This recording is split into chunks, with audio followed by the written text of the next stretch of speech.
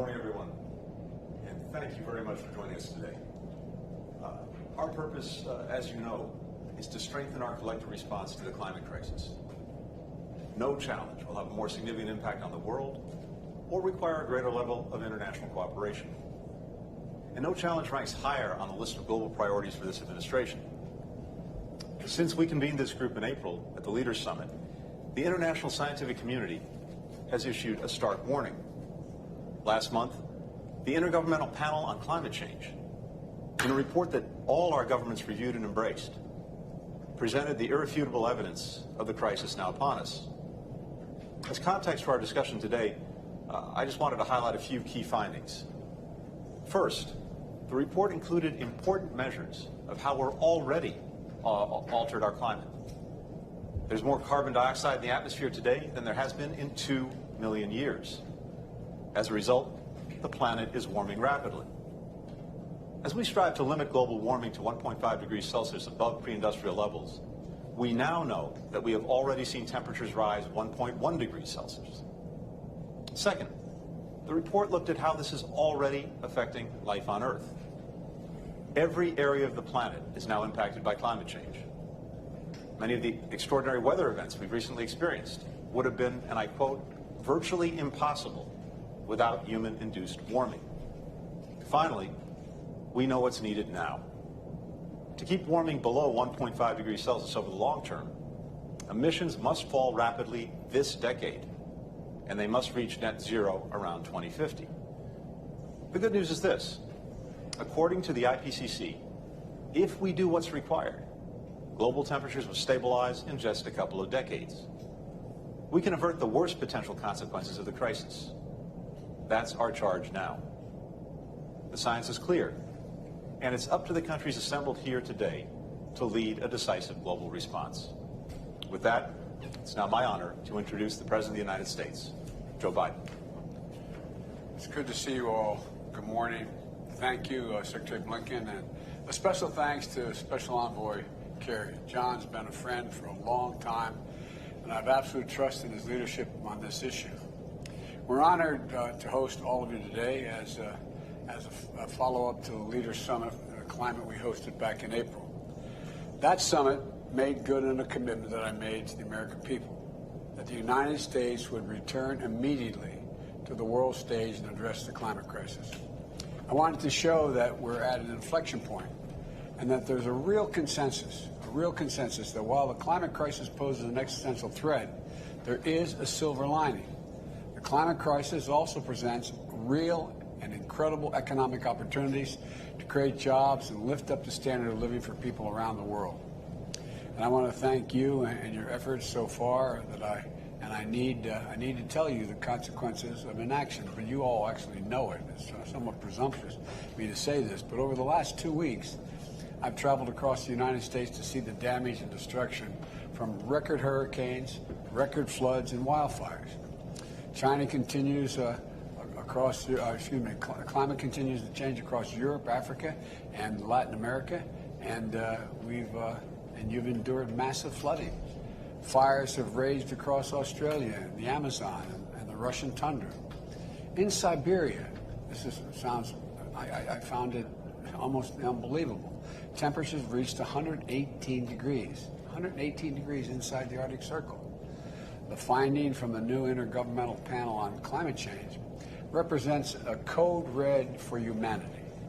And the time to act is really narrowing, as the Secretary just pointed out, to get too close to a point of no return. We don't have a lot of time.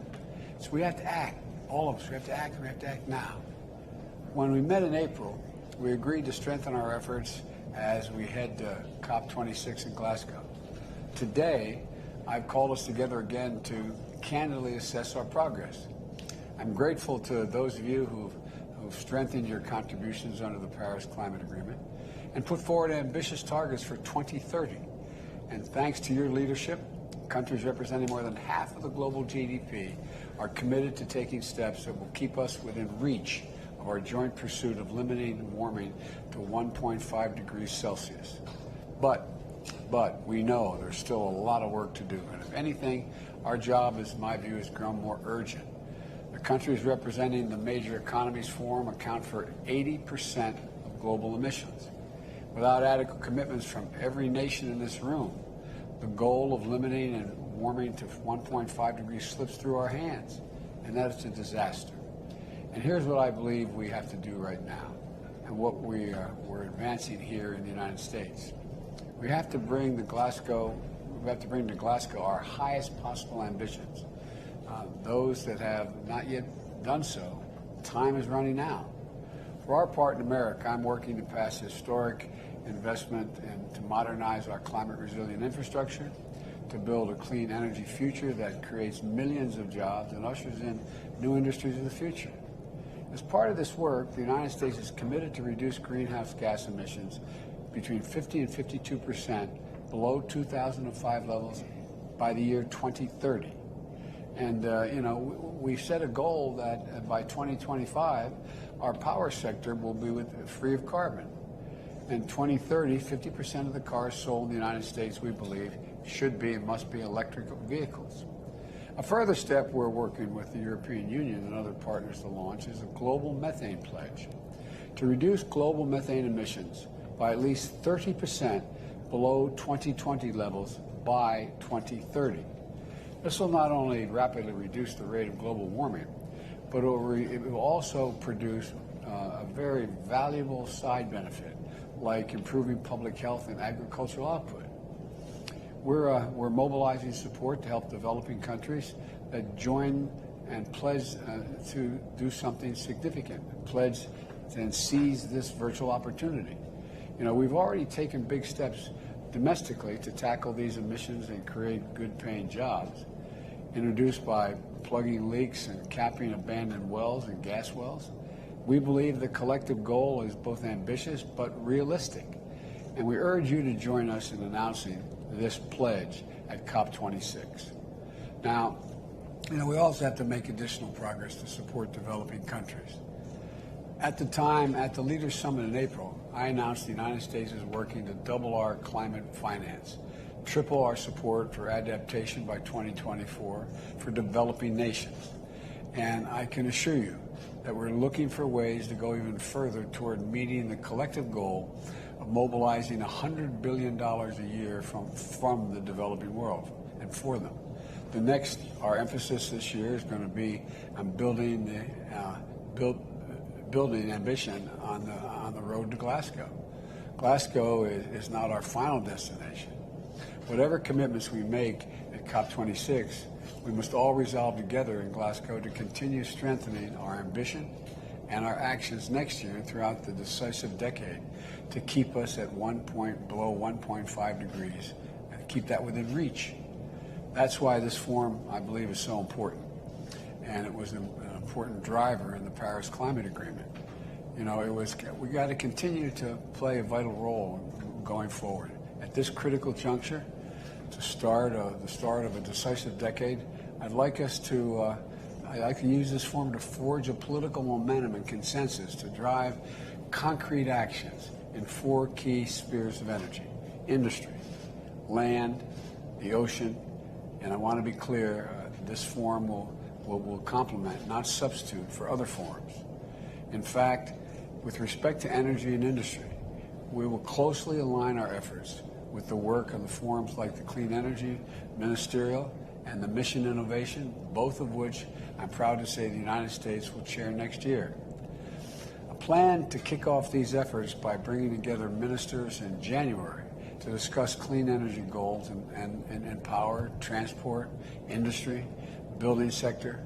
We also want to focus on ocean initiatives in advance of our ocean conference and next February. I plan to convene a leaders-level gathering so we can take stock of the collective progress we've made. In closing, and thank you for your patience, I want to again underscore both the urgency of this moment and the tremendous opportunity before us. I look forward to continuing this work together, and hearing how you plan to contribute to the climate ambition the world so urgently needs. The time is now. The time is now. Thank you for your indulgence. I'm now going to turn this over to Special Envoy John Kerry. Thank you. Thank you, Mr. President. And thank you for once again bringing leaders together to confront this profound crisis. As you've traveled our country in the past few days, Mr. President, visiting communities devastated by climate disasters, all of us have seen your tremendous commitment to rallying our nation and indeed the world to step up to this challenge.